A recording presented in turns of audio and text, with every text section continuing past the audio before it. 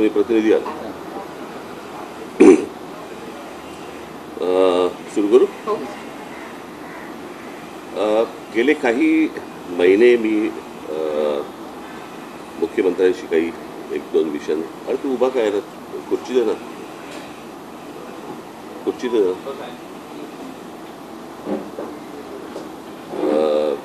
काही महत्त्वाच्या विषयांवरती मी त्यांच्याशी बोलत होतो आणि साधारणपणे त्याचा एक कशा प्रकारे आराखडा आखता येईल. तुम्हाला कल्पना असेल की 2014ला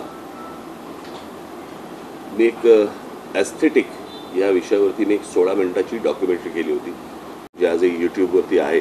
ती आता मी इतर भाषांमध्ये पण करतो आहे ती आता.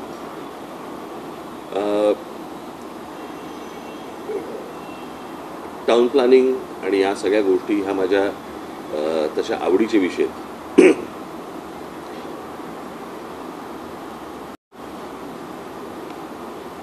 एक स्कॉटिश,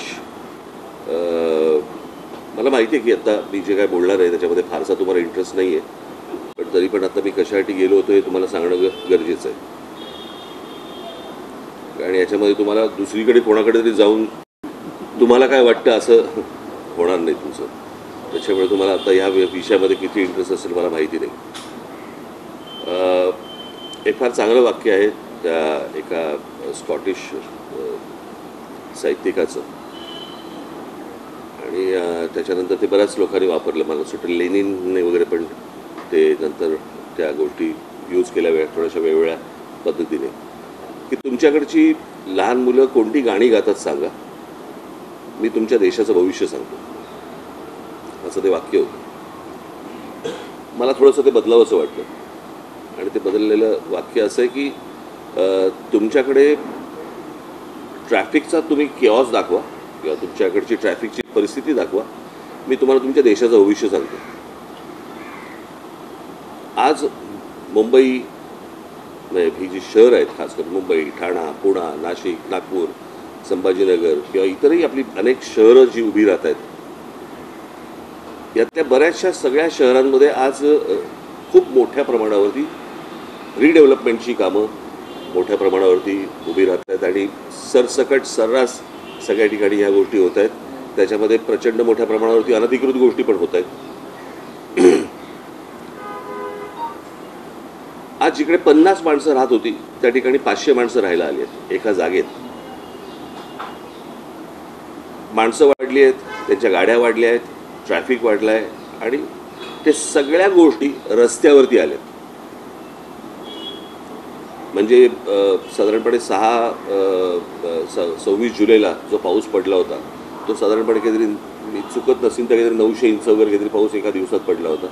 परवाचा पाऊस साधारणपणे 400 इंच वगैरे पडला, बरोबर ना. या 400 इंचामध्ये जर ज्या प्रकारचा केऑस आपण मुंबई उपनगर आणि इतर आजूबाजूच्या शहरांमध्ये बघितल्यानंतर आपल्या लक्षात येईल की रस्ते कमी आहेत, ट्रॅफिकला शिस्त नाही, कोणी कुठेही गाड्या पार्क करतायत, काहीही चालू आहे. आणि अशा परिस्थितीमध्ये ह्याचं जर उत्तर आत्ता सापडलं नाही किंवा ह्याच्यावरती जर समजा आत्ता काम नाही केलं राज्य सरकारने, काय झालं आहे, आपण कबुतरं, हत्ती आणि इतर गोष्टींमध्ये आपण इतके अडकलो आहे की या ज्या मूलभूत समस्या ज्या आहेत याच्याकडे कोणाचंच लक्ष नाही. म्हणजे लोकांना गाड्या पार्क करण्यासाठी म्हणून ज्या पार्किंग लॉट जे उभे करायला पाहिजेत सरकारकडनं किंवा महानगरपालिकेकडनं, काही केलेत नाही अशाला भागणे, पण लोक तिकडे जात नाहीत. मला असं वाटतं की या ठिकाणी लोकांनी गाड्या पार्क करणं जिथे पार्किंग नसेल तिकडे, आणि या प्रकारची एक शिस्त लावणं गरजेचं आहे. अनेक ठिकाणी जे आज बाहेरच्या राज्यांमधनं लोक आलेत, बाहेरच्या प्रदेशामधनं लोक आलेत, जे आज ओला आणि इतर टॅक्स्या आणि रिक्षा आणि सगळ्या गाड्या चालवत आहेत, त्यांना माहितीच नाही आहे की या शहरांमध्ये काय प्रकारची सिस्टीम असली पाहिजे, कुठे गाड्या पार्क केल्या पाहिजेत, कुठे लावल्या पाहिजेत.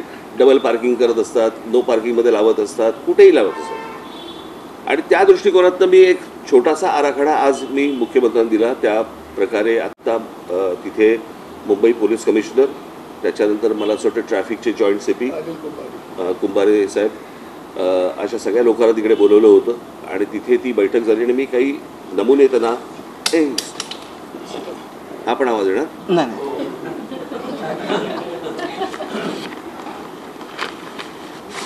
हे नमुने मी त्यांना सांगितले आणि मी त्या प्रकारची एक सिस्टीम लागल्यावरती ते जाहिरात देऊन एक आपण गोष्ट बघितली पाहिजे की साधारणपणे जास्ती आकाराचा दंड किंवा जेल या गोष्टीला लोक घाबरतात. त्याच्यामुळे दारू पिऊन गाडी चालवणं हे आता जवळपास बंद झालेलं आहे. बरोबर. आता काही गोष्टींची शिस्त लावण्यासाठी म्हणून काही तुम्हाला उपाययोजना कराव्या लागतात. मला असं वाटतं ती गोष्ट ट्रॅफिकसाठी पण होणं गरजेचं आहे. अनेकदा आपल्याकडे नो पार्किंगचे बोर्ड लावलेले असतात, कोणी वाचत नाही, कोणी पाहत नाही, काही नाही. आणि त्याच्यातला एक सोपा मार्ग म्हणून मी काही गोष्टी आत्ता मुख्यमंत्र्यांकडे पण दिल्या, सीपींकडे पण दिल्या, जॉईंट सीपींकडे पण दिल्या आणि त्याच्यावरती आता वर्किंग ते करून पुढच्या काही दिवसांमध्ये साधारणपणे एक मोठे एक मी 2014ला मी सांगितलं होतं की छोटी छोटी जी मैदानं आहेत त्या मैदानांच्या खाली तुम्ही साधारणपणे 500 गाड्या, 800 गाड्या, 1000 गाड्यांचं पार्किंग होऊ शकतं. आणि त्या प्रकारची टेक्नॉलॉजी जगभर आहे. मैदानं जाणार नाही, ती पार्किंग झाल्यावरती मैदानं तशीच्या तशी इंटॅक्ट राहतील. मुलांना खेळण्यासाठीची जी मैदानं आहेत ती मैदानं कुठेच जाणार नाही. सो अशा प्रकारच्या अनेक अरेंजमेंट्स, अशा प्रकारच्या अनेक गोष्टी आपल्याला करता येण्यासारख्या आहेत. त्यातली पहिली गोष्ट मी त्यांना सांगितलं होतं की पार्किंग आणि नो पार्किंग याच्यासाठी जे फुटपाथ आहेत त्या फुटपाथनं आपले काही रंग असले पाहिजेत याच्यावरती. म्हणून मी तुम्हाला एक जस्ट अशा प्रकारचा हा नो पार्किंग रेड आणि ब्लॅक म्हणजे तुम्हाला साधारणपणे अंदाज येईल. हा साधारणपणे मी आत्ता इथलेच फक्त फोटो काढून मी जस्ट तुम्हाला दाखवलं. या प्रकारे इथे गाड्या पार्क करायच्या नाहीत आणि केल्या तर काय प्रकारचं त्यांना शासन होऊ शकतं किंवा काय प्रकारचं त्यांना दंड आकारला जाऊ शकतो यावरती आता मला असं वाटतं राज्य सरकार त्याच्यावरती काम करतं. त्याचे जनरल त्यांना आखण्यासाठी म्हणून कुठे कुठे पार्किंग असू नये, मुंबईचा मॅप घेता किंवा ठाण्याचा मॅप घेता, पुण्याचा घेता, हे त्यांना सोपं करावं म्हणून. आणि कशा प्रकारची जाहिरात वर्तमानपत्रामध्ये केली पाहिजे आणि मग त्याच्या खाली साधारणपणे काय आकारातला दंड आकारले जातील आणि काय वगैरे, तर ह्या प्रकारचं साधारणपणे मी त्यांना एक आत्ता प्रेझेंटेशन हे दिलं. आणि मला असं वाटतं की ह्याच्यातनं किमान आत्ता थोडी बहुत शिस्त लागायला तरी सुरुवात होईल आणि अनेकांना कळेल की कुठे गाड्या पार्क. आज 2 चाकी वाहनं जी आहेत या 2 चाकी वाहनं आज ट्रॅफिक सिग्नल पाळत नाही. मला अनेक मुंबईकर असे असतील की ज्यांना 100% माहिती आहे की ही गोष्ट की रात्री साधारणपणे 12 वाजता जरी सिग्नल चालू असेल तरी गाड्या थांबायच्या. आता दुपारी 12 वाजता पण थांबत नाही. आणि ही या प्रकारची बेशिस्ती की कायद्याला न जुमानणं आणि कायदा जरी तुम्ही केलात तरी आम्ही आमच्या पद्धतीने वागणार, मला असं वाटतं याच्यातनं शहरं उभी नाही राहणार. आपण अजून वाईट गोष्टींकडे आपण जाऊ. अत्यंत विचित्र लेवलवरचा किऑस हा भविष्यामध्ये मला दिसतोय जर आत्ता याच्यावरती जर काही उपाययोजना झाल्या नाहीत सरकारकडनं तर.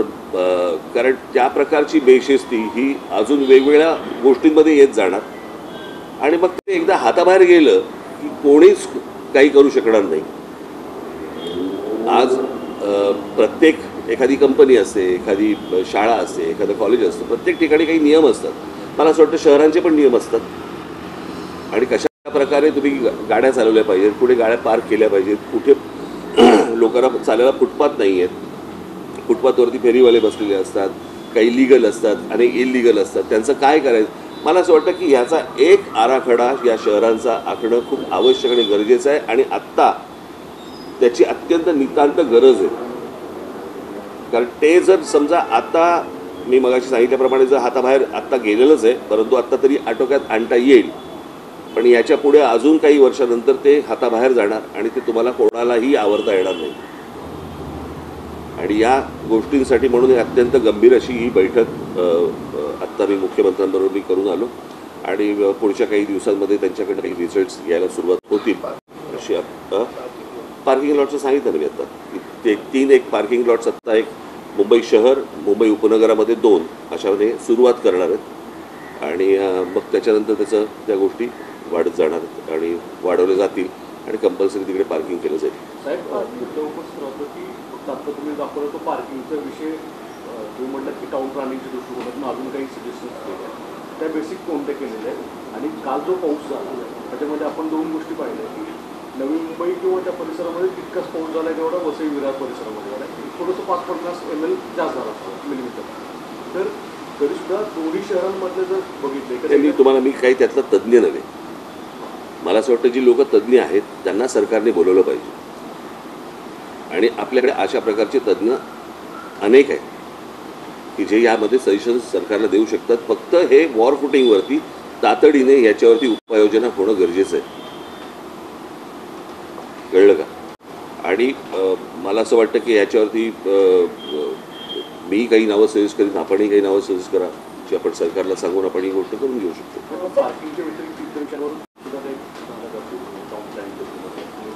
नाही, आत्ता मला असं वाटतं हा विषय सगळ्यात गंभीर विषय आहे आणि तो म्हणजे ट्रॅफिकचा. कारण त्याच्यामुळेच तो सगळ्यात जास्ती किऑस. आता गणपती येतील बरं का, त्या सगळ्या गोष्टी सुरू होतील आणि बस चाललंय म्हणून चालवत राहायचं असं नाही होऊ शकत. काही वर्षांपूर्वी मुंबई महानगरपालिकेनं विशेषतः शहर परिसरामध्ये अनेक विकासकांना जागा या वेगळ्या एका सेक्शनखाली सार्वजनिक पार्किंग उपलब्ध करून देण्यासाठी दिलेल्या होत्या. त्या पार्किंग तयार आहेत परंतु तिथले दर जे आहेत ते सर्वसामान्यांना परवडणारे नाहीये. मी तुम्हाला एक सिंपल कोणी जातच नाही. आता मी तुम्हाला सिंपल लॉजिक सांगतो की साधारणपणे आत्ता जर समजा गाड्यांचे दर पाहिले तर पार्किंगचा दर परवडायला काही हरकत नसेल.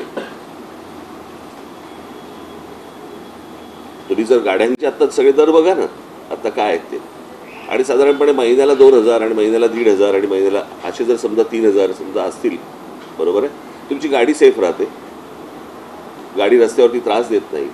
सगळ्याच गोष्टी फुकट नाही मिळू शकत ना. मग जर समजा आपण तसं जर बघायला गेलं तर समजा आत्ता एखाद्या भागाचं समजा आता आपण असं पकडूया की साधारणपणे दादर भागामध्ये स्क्वेअर फुटाचा भाव काय चालू आहे? काय 70-80 हजार रुपये स्क्वेअर फूट चालू आहे ना. मग रस्त्यावरती जी गाडी तुम्ही पार्क करता तो किती स्क्वेअर फूट घेता? ते स्क्वेअर फुटात मोजायचंय का आता? हां, असं करून नाही चालणार ना. मला असं वाटतं प्रत्येकाने या गोष्टींचा विचार केला पाहिजे. म्हणजे प्रत्येकाने याचा अर्थ माझ्या सकट सगळ्यांनी, मे बी काय दुसऱ्यांना फक्त बोटं दाखवतो अशाला भाग नाही आहे. प्रत्येकाने या गोष्टींचा विचार केला पाहिजे. ती बर्बाद होतील शहरं आणि आता आपण बर्बादीकडे चाललेलो आहोत. कशाचा पायपोस कोणात नाही. आज मुंबईमध्ये एवढ्या एजन्सीज काम करत असतात. म्हाडा आहे, मुंबई महानगरपालिका आहे, इतर सगळ्या कोणाच्या एकत्र बैठका होत नाहीत. आपण दरवेळेला सगळ्या गोष्टी विनोदाने म्हणत असतो की हे खणून गेले की हे येतात, मग हे खणून जातात, मग ते हे आपण विनोदाने बोलतो. पण मला असं वाटतं की ह्याचा एकदा काहीतरी सोक्षमोक्ष लागला पाहिजे ना. उत्तम उदाहरण म्हणजे परवा तो मोनोचा जो प्रकार तो काय झाला, ती तिरकी झाली. बरं, मी आता हे गेले अनेक वर्ष सांगतोय, रोज या शहरांवरती माणसं आदळत आहेत, रस्ते मोठे होत नाही आहेत, इमारती वरती चाललेले आहेत. मी आता त्या सीपिंगशी पण मी तेच बोलत होतो की आता हे तुमचा काय तो सी लिंकला तिथे त्या ब्रिज कॅन्टीच्या इकडे एक पार्किंगचा लॉट केला होता, तो काही प्रेशरने काढायला लावला.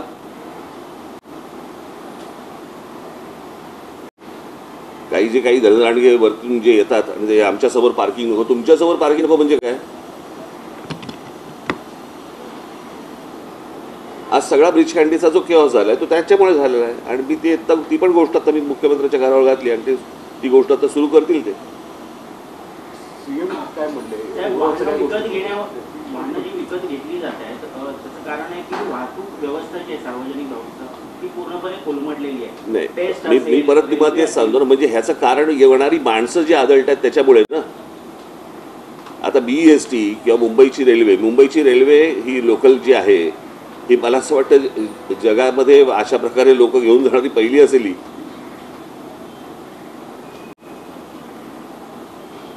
ज्या प्रकारे लोक रोज लोकलमधनं प्रवास करतात हे थक्क करणार आहे. त्याच्यातही तुम्ही रोज रेल्वे चालू आहे. पण मी माझा मुद्दा येतो की ही माणसं येणारी थांबवली पाहिजेत. तुम्हाला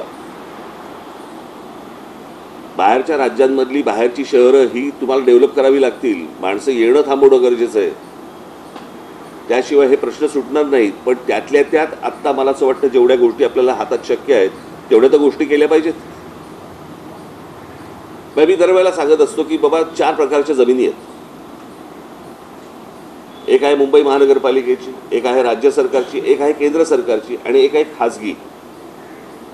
या तिन्ही जागांच्या वरती झोपडपट्ट्या होतात. खाजगीवरती गोदरेजची तशीच्या तशी इंटॅक्ट लँड आहे, कारण त्याला आईबाप आहे.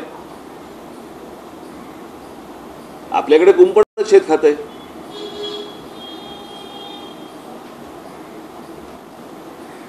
त्याच्यामुळे आज ज्यांना तुम्ही गाड्यांची लायसन्सेस देताय त्यांना हे शिकवलंही जात नाही कुठे गाडी पार्क करायची आणि कुठे कसं वागायचं. कारण त्यांना कोणत्याही प्रकारचा दंड नसल्यामुळे किंवा कोणत्याही प्रकारची त्यांना भीती नसल्यामुळे या सगळ्या गोष्टी शेवटी सरकारची अशा बाबतीत नको तिकडे भीती दाखवतात. कळलं का? की तुम्हाला काय ते नवीन काय फ्रेज आली, नक्षल काय, हा अर्बन नक्षल. ते अर्बन नक्षलपेक्षा इथे शिस्त लावा ना.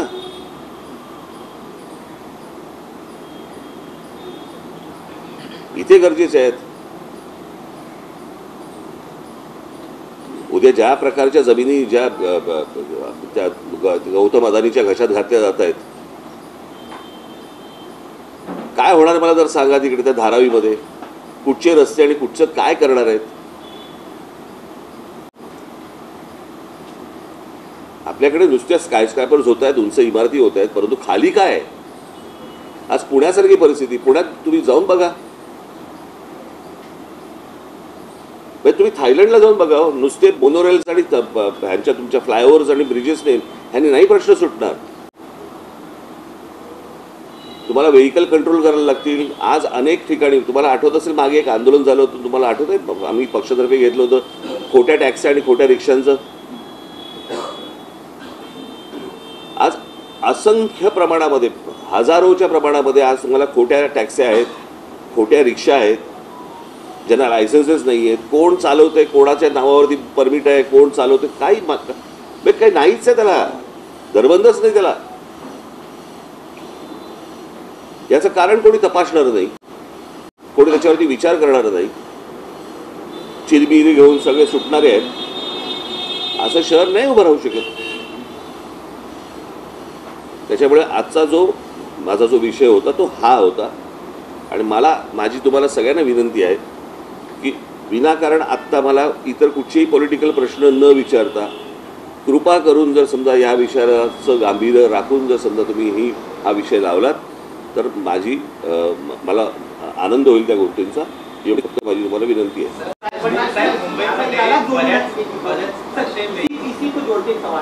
दो दिन की बरसात में मुंबई में हर तरफ सड़कों पर खड्डे ही खड्डे हैं. एक दिन में 442 पॉटहोल्स रिपोर्ट हुए हैं. कंक्रीट करने का दावा किया गया था लेकिन लोग खड्डों में गिर रहे हैं. एक डेथ भी हो गई थी पवई में. आज भी कई लोग. मी तुम्हाला एक गोष्ट सांगू का. रस्ते बनवणे हा साधारणपणे धंदा आहे, बरोबर. धंदा कशा अर्थाने बोलतोय मी की टेंडर काढायची, रस्ते बांधायचे, ते खराब झालेच पाहिजेत. याच्यामध्ये सगळा जो नेक्सस आहे ना तो सगळा तसाच आहे तो, की याच्यामध्ये ते खराब झाले पाहिजेत. खराब झाले की लगेच ते खड्डे बुजवायचं टेंडर निघतं आपल्याकडे. म्हणजे आपल्याकडे तो जो कोणी कॉन्ट्रॅक्टर असेल त्याला कुठच्याही प्रकारचे पनिशमेंट होत नाही. खड्डे बुजवायचं कॉन्ट्रॅक्ट निघतं, त्याच्यात करप्शन होतं. पुन्हा नवीन रस्ते बांधण्यासाठी परत नवीन टेंडर होतं. हे ज्या प्रकारचं जे चालू आहे गेली अनेक वर्ष सुरू आहे ना. या सगळ्या गोष्टींना लोक त्रासलेले आहेत. त्या खड्ड्यातनं जात आहेत, त्याच्यामध्ये अनेक लोक मृत्युमुखी पडत आहेत. परंतु जे करतायत त्यांनाच वारंवार निवडून दिलं जात आहे. आता त्यांना जर समजा पटत असेल की बाबा हे घ्या ना, किती काही खड्ड्यात घाला नाही तर कशातही घाला, हे आपल्याला मतदान करणारच आहेत, हा जर विश्वास असेल, तुम्हाला आयुष्यात चांगले रस्ते मिळू शकत नाहीत. करणाऱ्याच लोकांना जर समजा तुम्ही वारंवार निवडून देणार, कसे रस्ते तुम्हाला चांगले मिळणार. त्यांना असं वाटतंय आम्ही जे करतोय ते बरोबर करतोय. त्याच्यामुळे 400 खड्ड्यांचं काय घेऊन बसलात तुम्ही. आणि हा विषय फक्त मुंबईचा नाही आहे, हा सर्व शहरांचा विषय आहे. फक्त काय आहे प्रॉब्लेम, जे बाहेरच्या राज्यांमधून येतात त्यांना महाराष्ट्रातले खड्डे दिसतात, फक्त त्यांची राज्य खड्ड्यात गेलेली दिसत नाहीत. सारखं चॅनलवरती आपलं दाखवायचं की मुंबईमध्ये काय झालं आणि महाराष्ट्रामध्ये काय झालंय, बाकीच्या राज्यांमध्ये काय झालं ते एकदा बघा. पण बरोबर बोलतोय ना मी?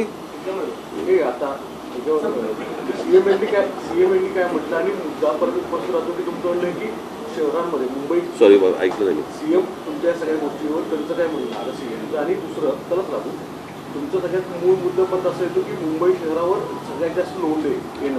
मुंबई शहरावरती नुसता लोड नाही येतोय, तो ठाण्यावरती येतोय, तो पुण्यावरती येतोय, तुम्ही नाही तुम्ही महाराष्ट्रातल्या सर्व शहरांवरती येतोय तो. हा एकट्या मुंबईवरती येत नाहीये.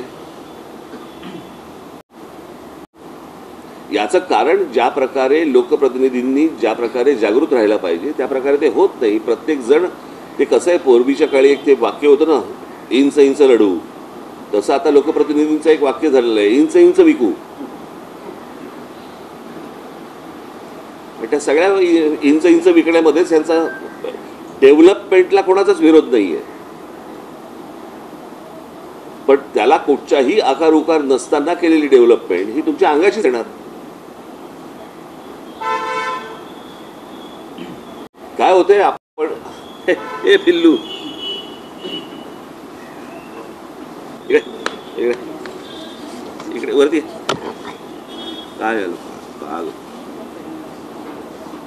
माईक एवढा आहेस तू,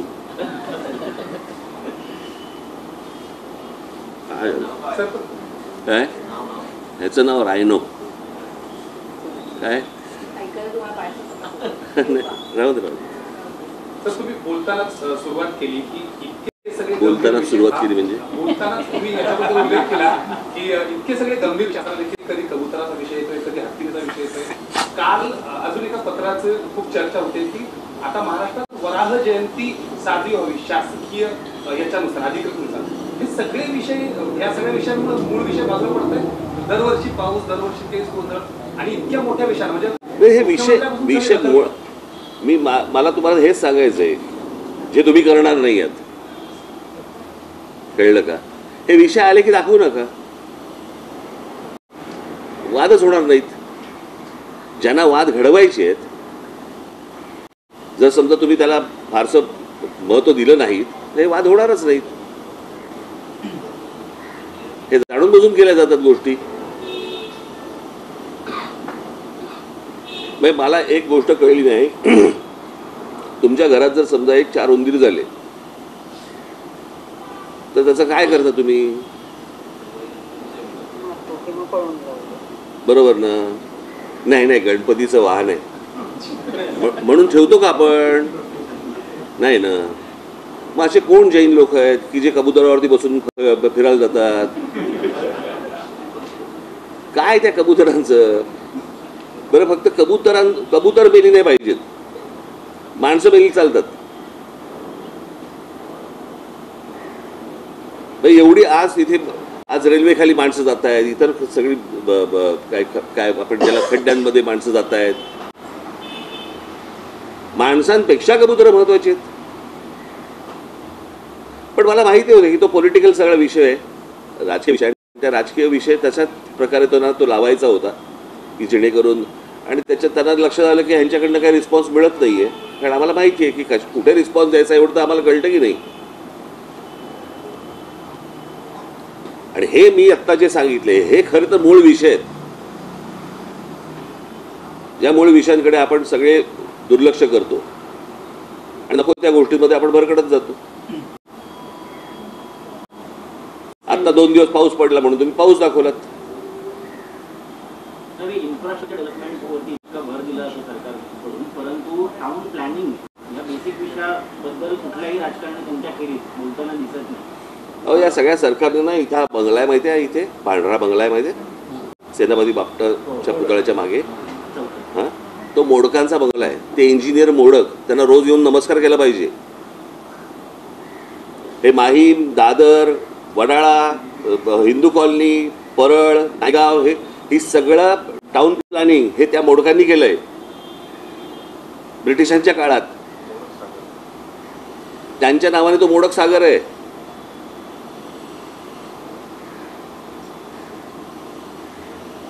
ह्या गोष्टी आपल्या समोर आहेत ना.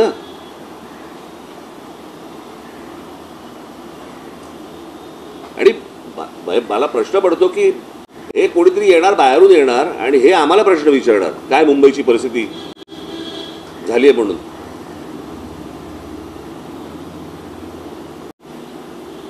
तो जो बाहेरून जो लोंढे येतात त्याच्यामुळे अनेक गोष्टी इथे उभ्या राहिल्या, अनेक प्रॉब्लेम्स इथे उभे राहिले. बरं, हे काय मुंबईचं नाही, हे कुठच्याही शहराचं होऊ शकतं. उद्या जर समजा तुम्ही कुठच्या दुसऱ्या राज्यांमध्ये गेलात आणि इतकी माणसं जर त्या राज्यामध्ये, लखनौमध्ये गेली, आत्ता मला तुम्ही सांगा त्या कुंभच्या वेळेला त्या काय ते प्रयागराज, हां, त्याची लोकसंख्या किती आहे प्रयागराजची? काय किती असेल? 40 लाख. आता 40 लाख लोक राहतात तिकडे. कुंभसाठी जर समजा काही कोटी माणसं गेली तर त्याचं काय होईल? तिकडे तर जाऊन परत आले, इकडे तर येत आहेत आणि राहत आहेत. काय होईल मला सांगा या शहरांचं? आज तुम्ही नुसतं पत्रकार म्हणून विचार करू नका. उद्या तुमची मुलं आहेत, त्या मुलांची मुलं आहेत, ती इथे राहणार आहेत. कशी राहणार आहेत?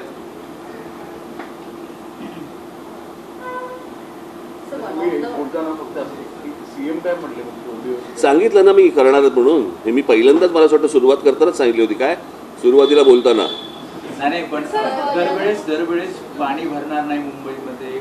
हे बाबा, हे प्रश्न तुम्ही आता कसं आहे, मी सगळ्या गोष्टींचा आत्ता बोलायला नव्हतो गेलो. मी आत्ता बेसिक विषय होता तो म्हणजे ट्रॅफिक आणि रिडेव्हलपमेंटमुळे होणारं वाहनांची रस्त्यावरती येणं. हा आत्ता सगळ्यात मोठा गंभीर विषय आहे. अनेक गंभीर विषय आहेत, त्यातला हा एक गंभीर विषय तो मी आत्ता बोलून आलो. Sir, one of the reason for the traffic congestion is the missing link. There are missing links. According to the development plan of 1991 and 2034 of the PM, there are 22 planned roads. If implemented, there will be no need for coastal roads or external roads. But that doesn't seem to be in planning at all. प्रश्न असा आहे ना की आपल्याकडे कायदे आहेत, बरोबर आहे. आपण लॉ अँड ऑर्डर म्हणतो ना. सो लॉ आहे, ऑर्डर नाही आहे. आपल्याकडे कायदे आहेत, आपल्याकडे सगळ्या गोष्टी आहेत, परंतु या प्रकारची कोणतीही गोष्ट काय, मी तुम्हाला तेच सांगतो ना की हा विषय गंभीर महत्त्वाचा आहे. हेच मुळात राज्य सरकारमध्ये मान्य होत नाही ना. हे राज्य सरकार फक्त नाही म्हणत मी, अगोदरची सगळीच राज्य सरकार. तुम्ही कोणत्याही राज्यामधल्या राज्य सरकारमध्ये टाउन प्लॅनिंग असा विषयच येत नाही. आपल्याकडे डीपी बनतो पण टीपी नाही बनत.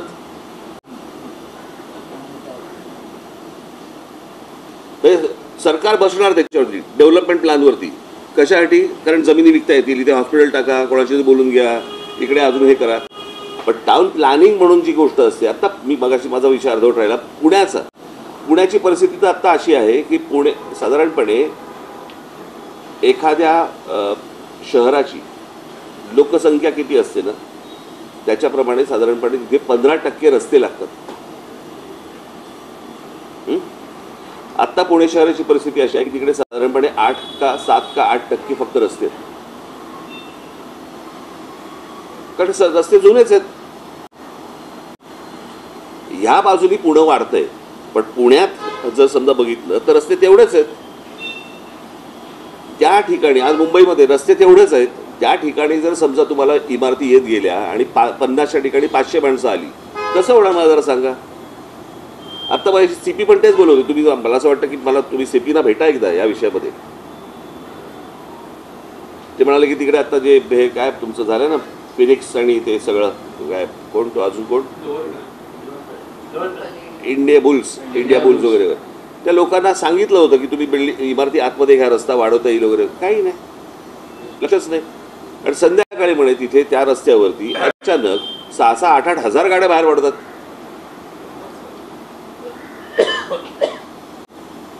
कशा बोलणार आहेत गोष्टी तुम्हाला?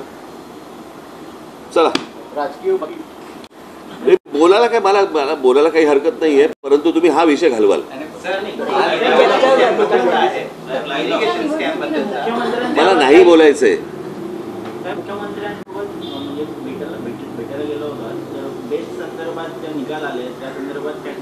मी वाचलं काय आहे ते, काय आहे ते. की जो मराठी मतदार आहे जवळपास 14,000 त्या मतपरिसंस्थेचा मतदार होता. बरं, तर तरी सुद्धा मराठी माणूस म्हणून जर चर्चा सुरू होती की मनसे आणि उबाटा एकत्रित आहेत तरी सुद्धा का नाकारलं याचं काही अनालिसिस झालं? मला माहितीच नाही, मला हा विषयच मला काय मला मी काय बाळांगणकडनं त्यांना माहिती आहे ना.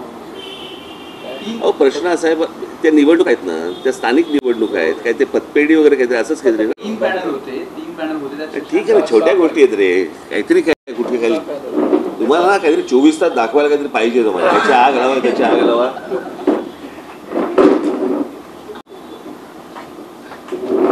साधलेला आहे. मुंबईतील ट्रॅफिक असेल, त्याचबरोबर मुंबईतील रिडेव्हलपमेंट असेल, अशा विविध विषयांवर देवेंद्र फडणवीस यांच्यासोबत चर्चा झाल्याचं राज ठाकरे यांनी सांगितलेलं आहे. मुंबईत रस्ते तितकेच मात्र